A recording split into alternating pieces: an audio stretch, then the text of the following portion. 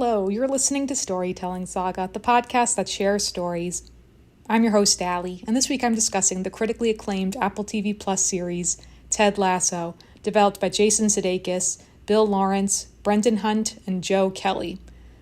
This show is so wholesome, and at the core of it is the theme of optimism. And obviously this show came out during a time where we were in desperate need of optimism. It premiered on August 14th, 2020, and it just became so popular. And I didn't start watching it until the fall of that same year, after season 1 had finished, and it was already announced that season 2 had been greenlit. And I'm just one of those people who, for whatever reason, I don't like checking out things during the height of its popularity. I like checking out stuff with movies and shows in particular when after the popularity has died down a bit, and then I could check it out myself and see what resonates with me and kind of see, okay, let's see what all the hype is about, So there are still certain shows that I know are so popular that when they premiered that I've still been meaning to check out, but I haven't gotten around to yet. But this was one where literally everyone I had spoken to saying, oh, you got to check out Ted Lasso, So I was like, okay, I'll check it out eventually. And then for me, I will say, because whenever I watch a show, sometimes, with shows, it takes a while to kind of really get into it and for the series to find its groove. And sometimes it just clicks right away and it just hooks you as a viewer right away. And obviously that varies depending on your taste in shows and movies. But for me personally, I can tell you the moments that hooked me as a viewer with this show. And again, I love when just specific moments that really resonate with me. So for me, it was episode 2 of season 1, Biscuits. The end of that episode where Rebecca, we find out her whole evil plan basically, because throughout season 1, she is this villain character in a sense, but it's because she wants to get back at her ex-husband Rupert because she just wants to tank his beloved league, the Richmond League, and now that she's the owner, so by any means necessary. And so for her, part of her scheme is having hired Ted in the first place, and everyone thinks he's just this dumb American who doesn't know anything about the sport and everything because he's a U.S. football coach, not an English soccer coach. So then it just seems she's just giving him a chance, but then we find out her whole evil scheme that he's rubbish and I did this on purpose. He's going to ruin the whole team, and there you go. So in episode 2, where you see her kind of warming up to Ted despite not wanting to, but he's just such a nice guy. It's he can't help it. But when he keeps bringing in these treats for her, the biscuits, and then she just wants to know where he got them. And then of course by the end you find out he's baking them himself, which is so sweet. But also he had given her one of the little army men toys that his son Henry had given him.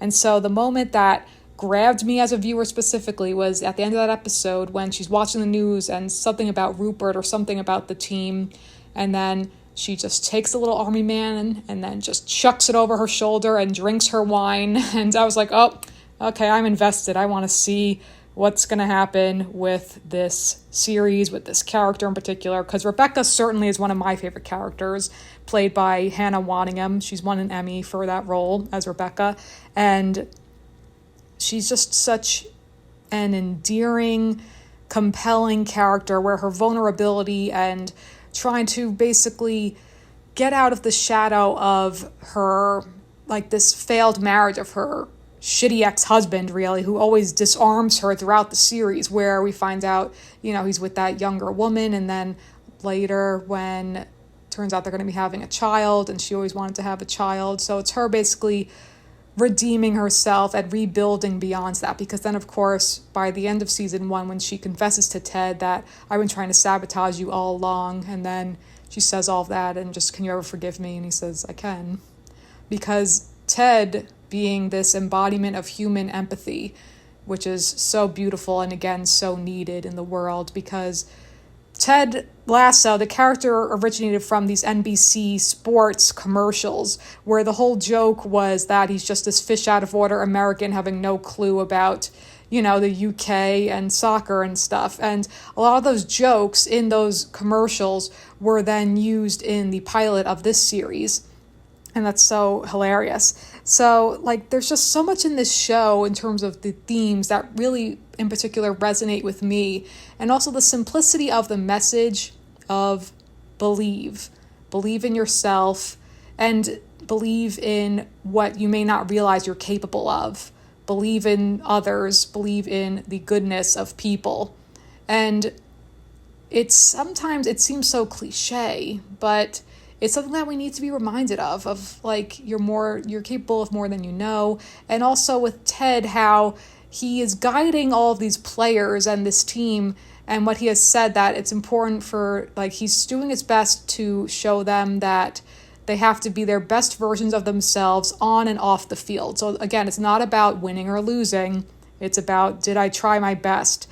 Did I work hard for my team? Did I improve? Did I put my best foot forward? Like, all these things where if you just show growth with yourself, and you'll see results. And as long as you can, like, look yourself in the eye with integrity and honesty and courage and know that you tried, then that's all that matters. And again, this all seems like stuff you hear a thousand times, but it's told so beautifully throughout this show. And truly, for me, there are so many moments that ripped my heart open and made me cry my eyes out, and because it's so beautiful. And again, showing that human connection, and just so many moments like that with Ted and Rebecca, for example. Because one thing I find interesting with this show is that they intentionally play around with rom-com tropes with Ted and Rebecca with their relationship. Because there are times in season 2, for example, where that whole thing with the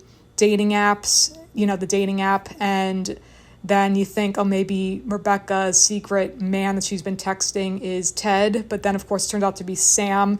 And with that said, there are certain criticisms about this show with certain storylines. In particular, I'll just say I'm not personally a big fan of that whole storyline with Rebecca and Sam, but also with this show, by season 2, people were saying it's not as good as season 1 because there are times when the show gets too saccharine, a little repetitive with its themes. That's all fair criticism. For me, though, it's a solid 3-season arc with Ted in the UK with this team. And then, of course, with Coach Beard, who is another one of my favorite characters. Coach Beard, his words of wisdom and how he's similar to Ted in knowing what's most important in life, about, again, not winning or losing, but we're trying our best. We're out here. We're in this together, and being there for people, listening to people, when they have the diamond dogs, things like that. But also with Coach Beard, how he's a step forward with Ted in the sense that he doesn't shy away from confrontation. And for instance, in season 2, again, when that whole thing with Nate transpires, where Nate is basically crossing over to the dark side more and more with Rupert, and with his own ego standing in his way, because Nate is such an interesting character where he starts out as this person who doesn't believe in himself, and then once he gets a little bit of attention from Ted and just kind of lets the power go to his head, and so it's using all of that in the wrong way, and he has to learn the true meaning of what Ted, the person who Ted is, and that it's not about being so intense with yourself where you think, oh, well, I deserve all the credit and things like that. When he's has this wounded ego about being the wonder kid, and he's oh, well, I meant one wunderkind, and that's a whole thing with him.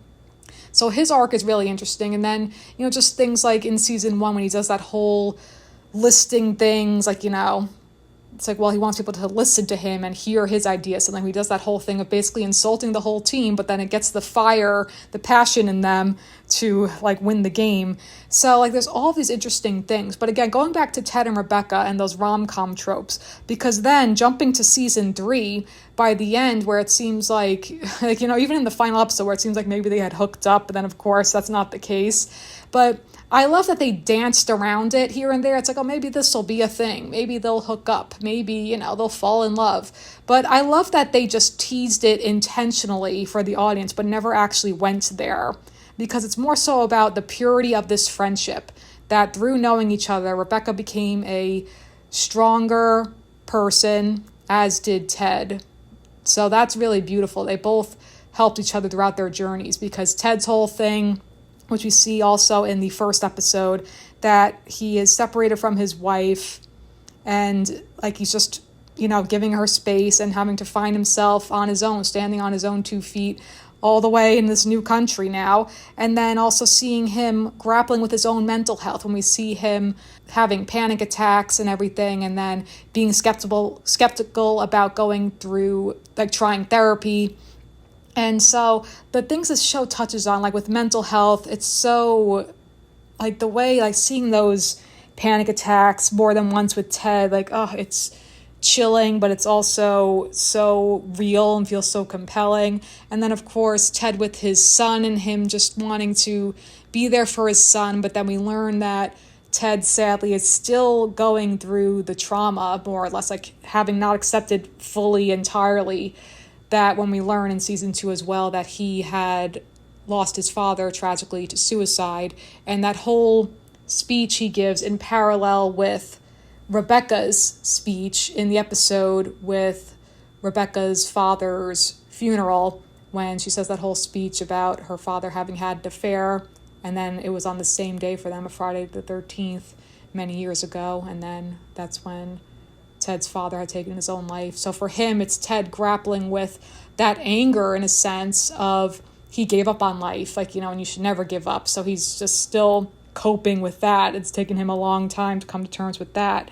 And then meanwhile, him being a father figure to a lot of the players. And another character I absolutely love is Roy Kent. And let me just take a moment here to sing this. He's here, he's there, he's every fucking where. Roy Kent, Roy Kent. And then while I'm at it, let's get this out of my system. Jamie Tart do do do do do Jamie Tart do do do do do Jamie Tart do do do do Jamie Tart. Okay, thank you for listening to that. So Roy too, with having so much anger, but it's kind of all of a facade, not a facade, but it's like he has this angry persona, but then underneath that you see the softy that he is a wonderful uncle to his niece Phoebe, and that he's trying his best to be a better boyfriend, like when he falls in love with Keely, and that whole relationship, that how it doesn't, by the end, like they end up breaking up, of course, but that they together had become better people, and then separately becoming better people. But with Roy and Jamie in particular, because Jamie starts out as this egotistical, like, I'm the hottest thing, I'm the best player on this team, and all of that, but then having to learn about, again, going back to the simplicity of the message of teamwork, cooperation, these things that seem so obvious, but it's like, again, standing aside, putting your own ego aside, because for Jamie as well, with his shitty father, and then when his father is just like in his face and everything, and then when he leaves, and then Roy just walks right up to him and gives him a hug. That's so beautiful. So seeing the way their friendship panned out, because then it's like they were fighting for Keely again by the season 3, and then there's things like Jamie teaching Roy how to ride a bike, and then all this great stuff. But then when they're fighting over Jamie, and then she's like, oh well, I get Keely rather. Sorry, Jamie and Roy were fighting over Keely, and she's like, oh well, I get to choose. Okay, and then she's like, well, neither, but then them having a real friendship, and of course the that scene with, it's so beautiful, that scene with Phoebe and with Roy, because he always wears his black clothing. So then when she gives him that tie-dye t-shirt, and it's like Roy G. Biv, whatever it is, the rainbow, and then he's wearing it, and oh my god, it's just so beautiful. And it's like, oh, you two are best friends. She sees it. I just love all that stuff. And then also, similarly, Sam is such an endearing character, and what he goes through with wanting to make his country proud, and then with his father as well, and again, so humanizing. And when he opens up that restaurant, and then you find out the meaning of the name behind it, named after his father, and the scene where the entire team, after the restaurant was vandalized, and I'm getting emotional just thinking of it, when the entire team shows up and is cleaning it, all there for him, and it's just the most beautiful, beautiful thing. And then, of course, the reveal of the Nigerian restaurant, the name is Ola's, his father's name, and it's so beautiful. And again, other beautiful moments in season 1 as well, when Ted has that panic attack, and then Rebecca steps out saying, Ted, are you all right? And, because that's when she's still trying to sabotage the team back in season 1, but then she sees what a kind-hearted person Ted is, and it's kind of like it's no hard feelings, but she's just kind of using him still, but then she can't help but realize what she's doing is wrong. And then, the beauty of, like, by the end of season 1, where he says, well, we're gonna win the whole fucking thing, and the joke of, like, he hates tea, like, just, the humor too is great, obviously, like, but for me, what I love most about this show are those emotional moments that hit you hard. So in season 1, that scene where she's comforting Ted, and then also like all of when they're singing the karaoke, and when she just starts belting out the song from Frozen, Let It Go, and then it's just so beautiful, and then Keely's like hell yeah, like cheering her on. And that's when also we meet Sassy, her best friend Sassy. And Keely and Rebecca's friendship is so beautiful too, like just these badass bitches, and like the promoting like these women in this mostly male dominated world, so that's fantastic as well.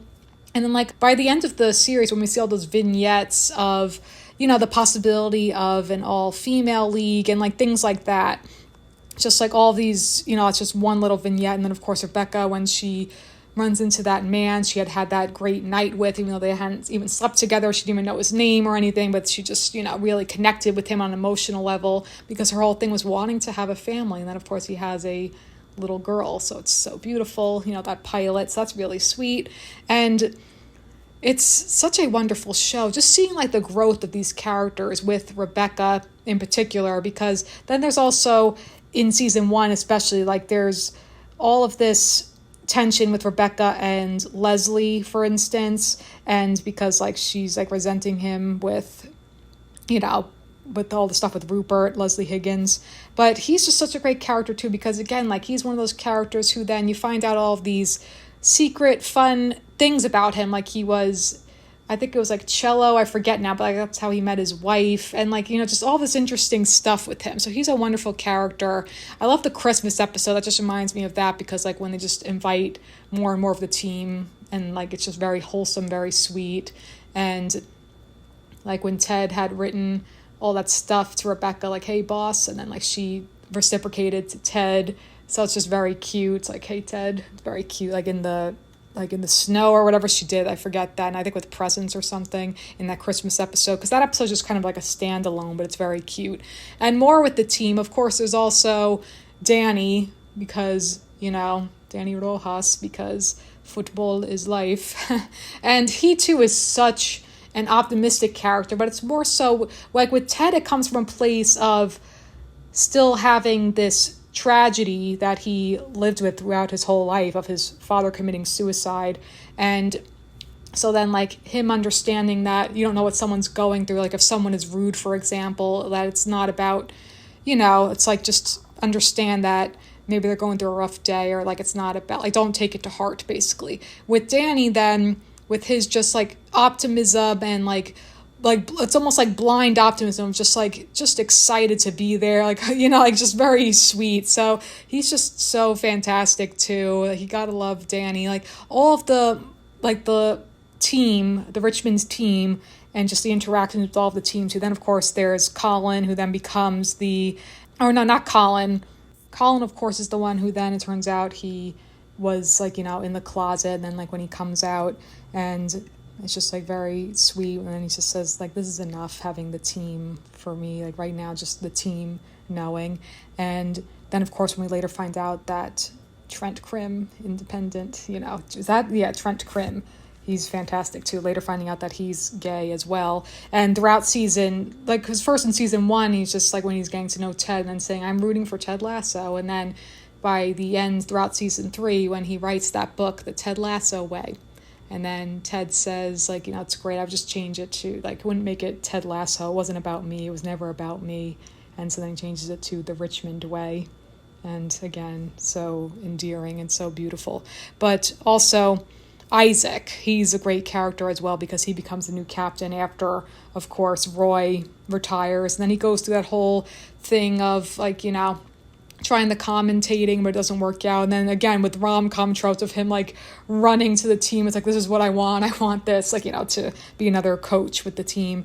And so then also again with Nate, when he's working for Rupert, and then eventually like when he basically apologizes to Ted, like going on his own emotional journey of realizing that he like made a lot of mistakes, of course, and he like let all of this power get to his head, and that's not who he wants to be. That's not like having the integrity and humility. And also it's very sweet, like there's just so many sweet moments throughout the show when he apologizes to the new Kit boy, because of course he was the original Kit boy, Will, when he becomes the new equipment manager after Nate. So like, stuff like that, it's just very sweet. And there's just so many lovely moments throughout this show. But also another episode that for whatever reason I don't understand, it's such a polarizing episode because it's technically like outside of the overall narrative of the show, but it's in season 2, Beard After Hours. And maybe I'm biased because I'm such a big fan of Coach Beard, but that to me is a standout episode of the show. It's so visually interesting. It kind of plays out like a Martin Scorsese film. And basically it's just Beard throughout the night after they had lost. And then like, he follows that woman with the red dress, like the temptation of it all. And then he ends up, drinking and like getting beat up and all this crazy stuff. But then it's like he has this emotional freeing moment where the whole thing with Jane too is like hilarious and ridiculous, of like that on again off again stuff with Jane, like with his girlfriend. She's just very, very aggressive, to say the least. Like all those texts she sends him, like it's just very, scary, whatever, very emotionally over the top. But the release of that episode, like, because it's almost like, remember watching it again, I've only watched this show once, but that episode in particular, just watching and kind of like holding your breath, like, oh my God, are they gonna like really hurt him badly, or something bad gonna happen to Coach Beard? So then the release and like the joy of when he's on the dance floor, and apparently this was included because the actor, and then obviously of course he is a writer for the show, major contributor of the show, Brendan Hunt, who plays Coach Beard. He apparently is big into hula hooping, so that's why this is included, with him hula hooping, like doing that. But that song playing, I just came to say hello, like, are you alright? But I'm here, darling, to enjoy the party. Don't get too excited, cause that's all you'll get from me. Hey, the release, like the energy of that scene to me is kind of like nothing else. Like it just really captures you in the moment of like, oh, thank goodness he's okay. He reunited with Jane. Like that's all good. And he's enjoying himself at long last, and he's doing his hula hooping and the music pounding. It's like you're there. And then it cuts to then with like We Are the Champions, with those 3 that are recurring throughout the show too, those 3 fans, and like they're there on the field, and again it's so joyous and momentous for them. And then of course the next morning when Beard shows up still wearing his like fancy pants that he had gotten from that girl, like those pants, whatever, and then he's just like got the coffee, It's fantastic. I love that episode. I just really do. It's fantastic. And again, too, with this show, generally speaking, because another kind of criticism, so to speak, was people saying that it's not so much about the soccer. And as someone who's not a sports fan, I think there's like, that doesn't bother me personally. Again, it's more so like the themes and the characters are what drew me in as an audience member. So, and again, it's more so like, what are they learning from it through this game?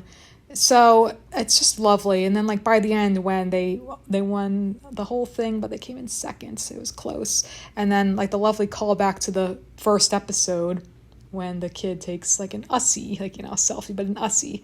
And then he says, wicked, and Ted replies, kinky boots. That's so cute. So many beautiful moments, because also with Ted and with his son, like that scene where in season 1 when he's running across the field, because first Ted was like the only one running across the field, and then Coach Beard just says like, metaphor, like he's doing all the work, but then like his son meets him halfway, literally, and they hug.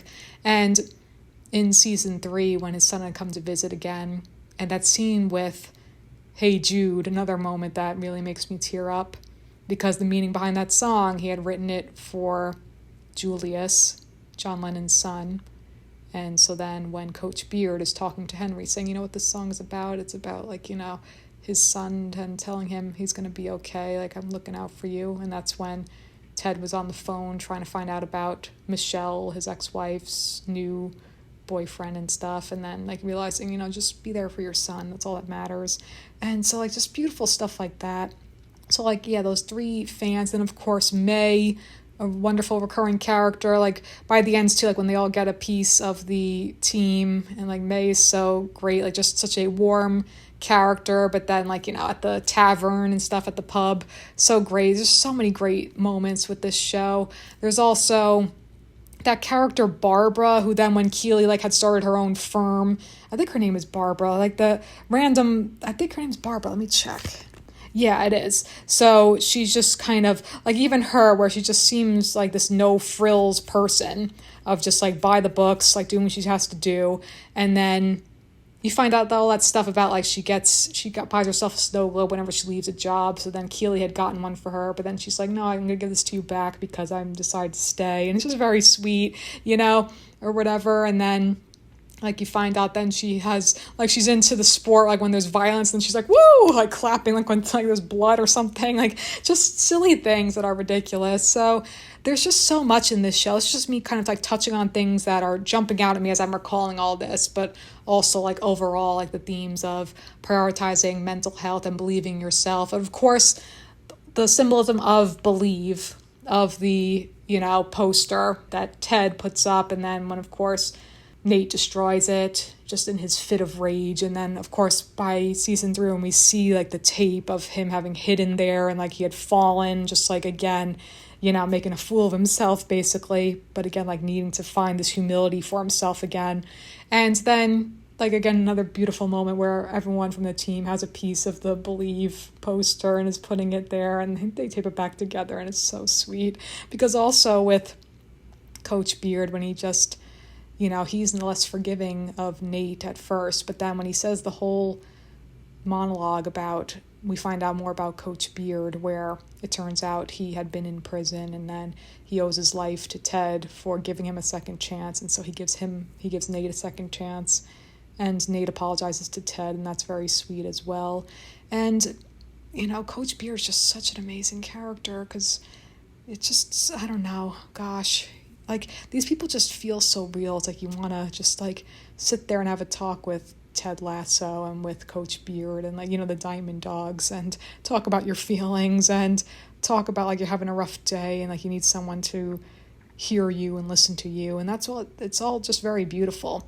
And also, like, just the reveal at the end of the, you know, in season 3, at the end of the show, when Coach Beard is saying, like, I'm in love with Jane, I gotta go after her. So, like, he gets off the plane, and then he says to Ted, I love you, Ted. And Ted just says, I love you too, Willis.